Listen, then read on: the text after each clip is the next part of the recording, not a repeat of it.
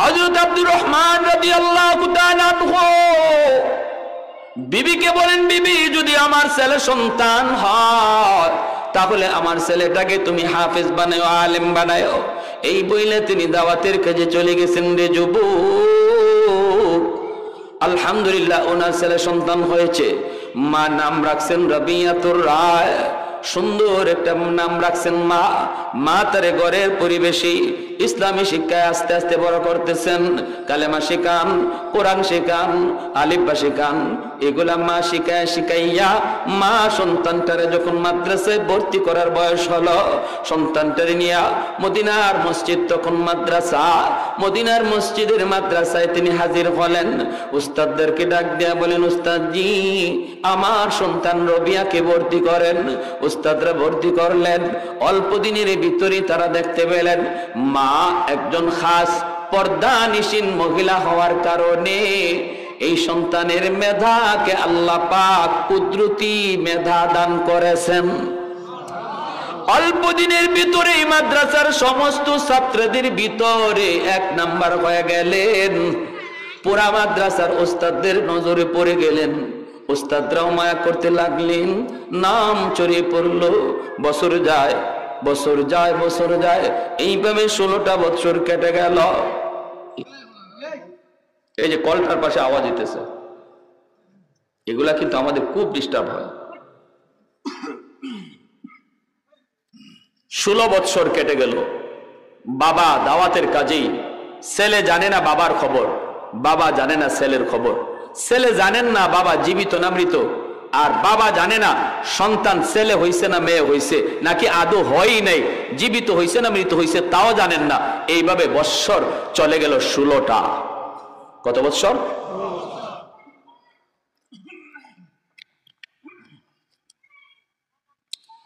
এইদিকে 16 বৎসর পর মদিনায় রবিয়ার সুনাম সবার মুখে মুখে ছড়িয়ে গেল। বহুত বড় মুহাদ্দিস হয়ে গেলেন। যেই মাদ্রাসা থেকে পড়ালেখা করেছেন এই মাদ্রাসারই সবচেয়ে বড় মুহাদ্দিস হয়ে গেলেন। এই মাদ্রাসারই উস্তাদ হলেন এবং মদিনার মানুষ ওনাকে শ্রদ্ধা করে মদিনার মসজিদ আমার নবীর মসজিদের ইমাম বানায় দিলেন। মসজিদ নববীর ইমাম, আবার মাদ্রাসার মুহাদ্দিস। অনেক ছাত্র ওনার কাছে হাদিস পড়ে। আর হাদিসও পড়ান কোন জায়গায়? আমার মায়ার নবী, রহমতের নবী যেই রওজায় শুয়ে আছেন গো, নবীর রওজার পাশে বইসা বইসা মায়ার নবীর হাদিস নবীকে শোনায়া শোনায়া পড়া। কেমন ভাগ্যটা, কেমন ভাগ্য! আমার নবীর কথাগুলা মানুষকে বুঝাইতেছেন নবীর রওজার পাশে বইসা বইসা। 16 বছর পর বাবা বাড়িতে ফিরলেন। এখন এর মতো তো আর মোবাইলের যুগ ছিল না। আমি বেঁচে আছি, আমি আসতেছি, খবর দেওয়ার কোনো ব্যবস্থা ছিল না। 16 বছর পর হযরত আব্দুর রহমান রাদিয়াল্লাহু তাআলা আনহু তিনি বাড়ির উদ্দেশ্যে রওনা দিলেন। নিজের বাড়িতে ঢুকবেন, ঢুকছেন, অনুমতি লাগবে আবার কিসের? নিজের বাড়িতে ঢুকতেছেন। ওই অবস্থায় হযরত রবিয়া মায়ের কাছ থেকে মাত্র তিনি বিদায় নিয়ে ক্লাসে যাবেন। সকালবেলা মাত্র তিনি ক্লাসে যাবেন, হঠাৎ করে রবিয়া দেখেন আন্দরের ভিতরে একজন বৃদ্ধ মানুষ ঢুকতেছে। অনুমতি নাই, সালাম নাই, অনুমতি নাই। অথচ মুসলমানের বাড়িতে যদি ঢুকতে হয় তাহলে সালাম দিয়া অনুমতি নিতে হয়। এটা ইসলামী তরিকা, ইসলামী নিয়ম। কারো ঘরে কথা না বইলা, সালাম কালাম না দিয়া, আওয়াজ না কইরা চুপচাপ ঢুকা শরীয়তে সম্পূর্ণ হারাম। এমনকি মার রুমে ঢুকাও নিষেধ। আপন মার রুমেও আওয়াজ না দিয়া, অনুমতি না নিয়া ঢুকা নিষেধ। এটা শরীয়ত শিখায়, আমার নবী শিখায়। এর ভিতরে কারণ আসেনি না নাই? জোরে বলেন আসেনি না না? হযরত আব্দুর রহমান হয়তো তিনি এতটাই আবেগ প্রবণ ছিলেন, ওই আন্দরের গেটের পাশে আইসা যে অনুমতি নেবেন এইটা আর খেয়াল নাই। আর নিজের বাড়িতে ঢুকবেন, নিবেন কেন, এনে ঢুকে গেছেন সোজা। আর হযরত রবিয়া তিনি তো আর জানেন না ইনি যে বাবা, বাবা চিনে না ছেলেকে, ছেলে চিনে না বাবাকে। বৎসর চলে গেল 16টা, জন্মই তো বাবা দেখেন নাই ছেলের, জন্মের আগেই তিনি দাওয়াতের কাজে বের হয়েছিলেন। এখন ছেলে বাধা দিতেছে বাবারে, আর বাবা ছেলের বাধা না মাইনা শুধু ভিতরে ঢুকতেছে। ছেলে বাধা দিয়া বলতেছে, কে গো তুমি দাঁড়াও, এইভাবে কারো বাড়িতে ঢুকা নিষেধ, তুমি দাঁড়াও দাঁড়াও, কে তুমি দাঁড়াও। কিন্তু বৃদ্ধ মানুষ হযরত আব্দুর রহমান ইনি মনে মনে কয়, আমার বাড়িতে আমি ঢুকবো, বাধা দিব কে? ঠিক না? ওনার মনে প্রশ্ন হলো, এই যুবক আমাকে বাধা দেয় কেন? এই যুবক এখানে কি করে আমার স্ত্রীর সামনে? এই যুবক আমার স্ত্রীর পাশে কি করে? এনার মনে হলো এই প্রশ্ন। রবিয়া যত বাধা দেন বাবা তো বাধা মানে না, কারণ বাবা তো ছেলেরে চিনে না, ছেলে তো বাবাকে চিনে না। তিনি তো ভিতরে ঢুকতেছেন, রবিয়া বাধা দেয়। ওই অবস্থায় মা পাশে দাঁড়ায় আছেন, মা তো ভালো করে চিনতেছেন ইনি হলেন তার স্বামী আর এই সন্তানের বাবা। কিন্তু মা এই কথাটা বলেন না, পরিচয় মা দিতেছেন না, বরং মা বলতেছেন মনে মনে, দেখি কদ্দূর কি হয়। বাবা ঢুকবে, ছেলে বাধা দেবে, কই পর্যন্ত যায় দেখি। যখন দেখে যে বাবা শুধু ঢুকতেছেই আর ছেলে শুধু বাধাই দিতেছে, কেউ কারো কথা শুনতে রাজি না, তখন মা কইতেছে, বাবা রবিয়া। বৃদ্ধ মানুষ ঢুকেই যখন পড়েছে, বাধা দিও না বাবা, তোমার ক্লাসের টাইম হয়ে গেছে, ছাত্ররা অপেক্ষা আছে, তুমি ক্লাসে চলে যাও, মাদ্রাসায় চলে যাও। যেই মাত্র মা এই কথা বলছেন, রবিয়া চিন্তায় পড়ে গেলেন।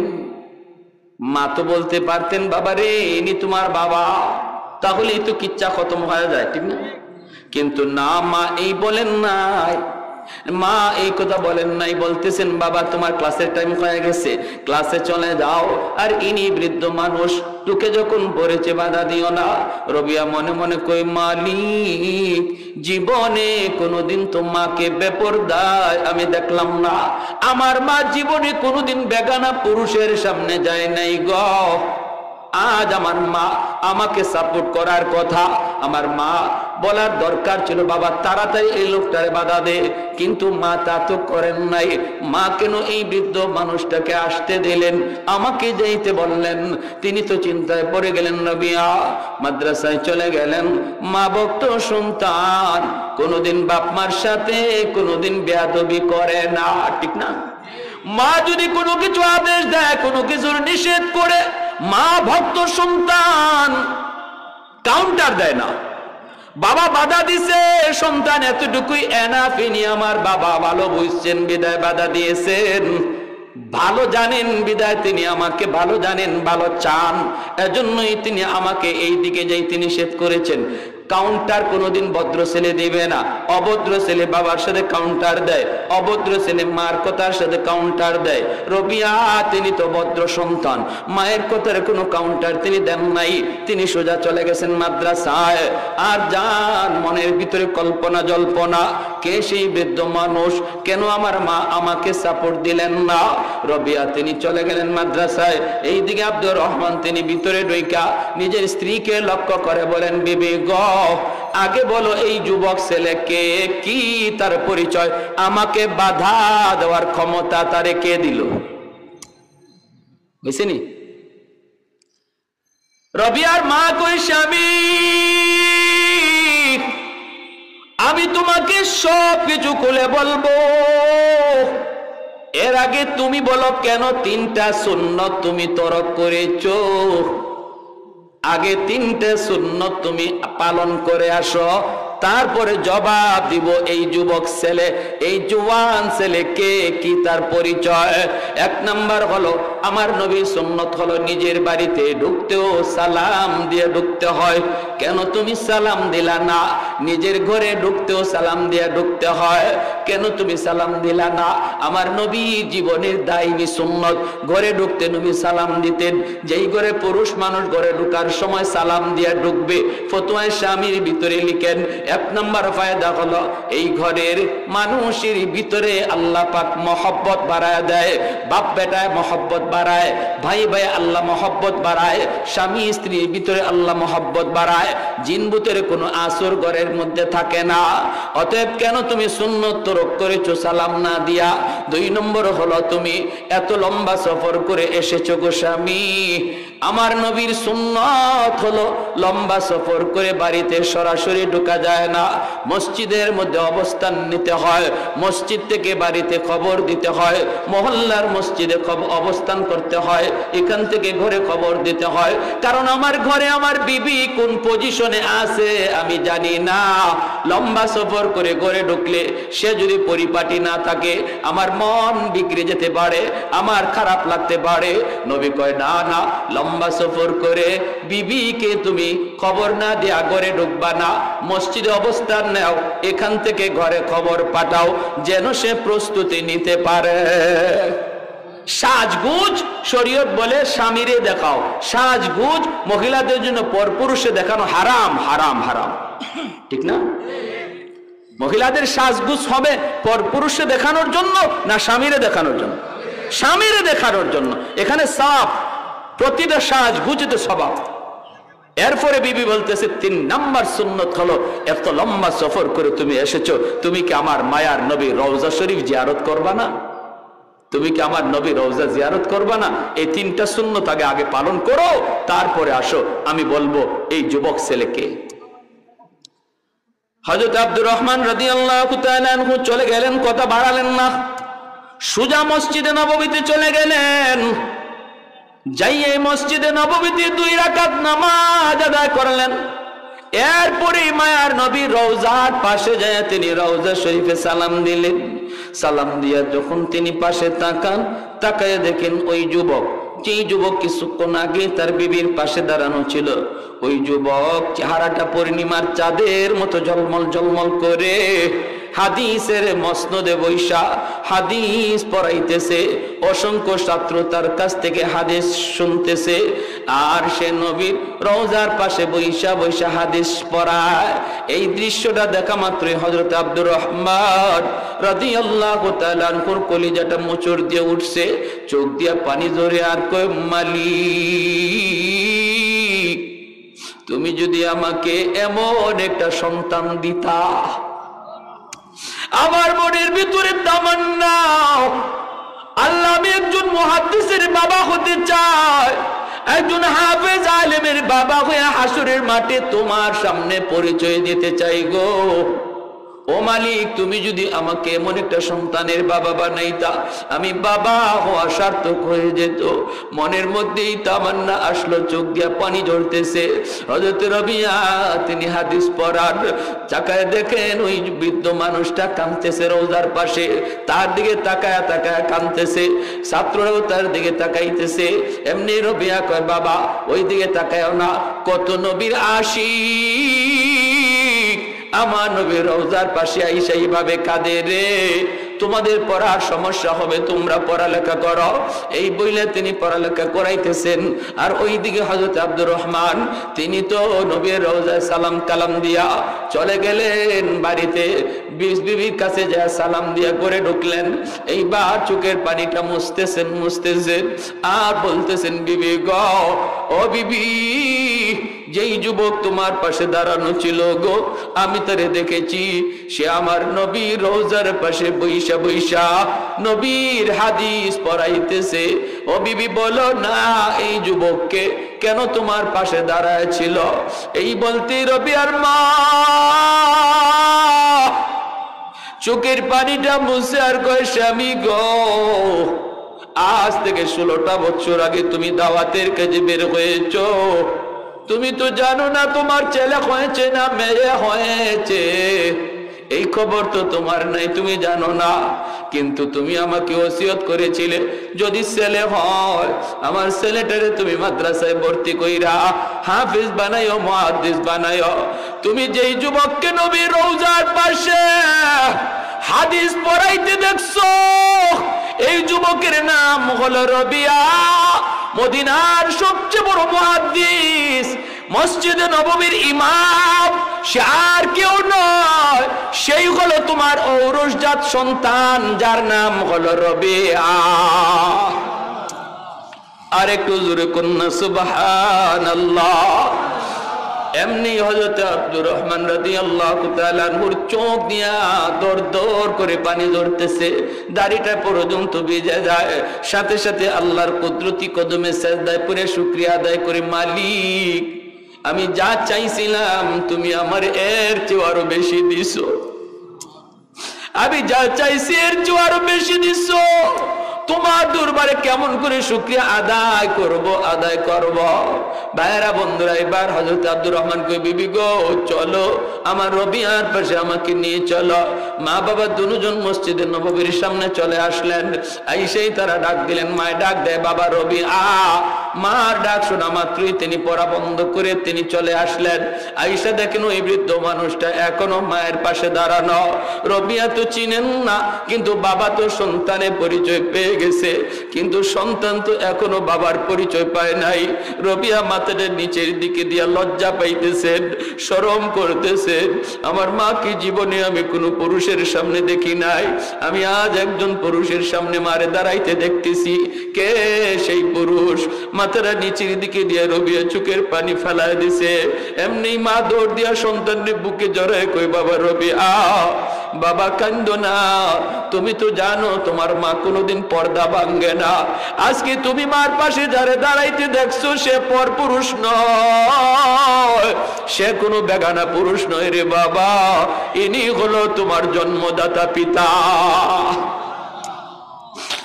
আজ থেকে 16টা বছর আগে যিনি দাওয়াতের কাজে বের হয়েছিলেন, আর শিশুকালে তুমি মাকে জিজ্ঞেস করতাম, মা গো আমার আব্বার চেহারা কেমন, আমার আব্বার পোশাকটা কেমন, আমার আব্বা লম্বা কেমন, কত প্রশ্ন তুমি করতে রে বাজান।